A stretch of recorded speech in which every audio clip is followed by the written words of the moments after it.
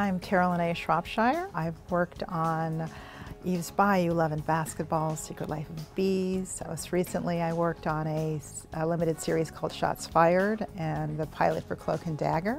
I started editing pretty much in college. I was a journalism major as well as a film major. I double majored.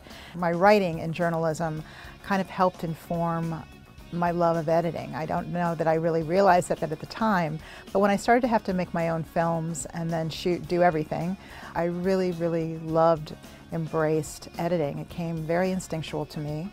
And even after graduation, even when I didn't immediately go into editing, I was still editing other people's short films. So that's kind of how I got my start. I think that when you're first starting out and you might not have a long-standing relationship with the director, I think the first thing that you always are looking at is the story. I know that the first time I read a script, I watch a script. I watch it as if I'm watching a movie.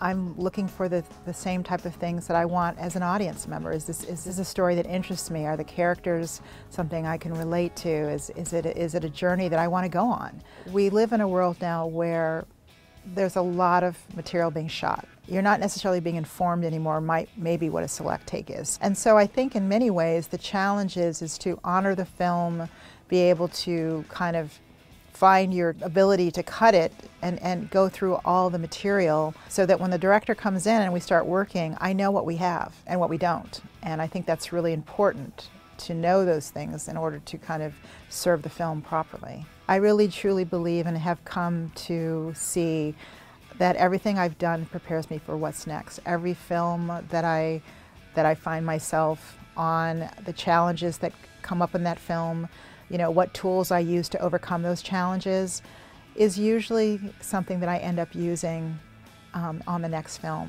And so I say embrace those challenges, you know, learn as much of the tools as it can make your life easier, and because you're getting ready for what your next adventure.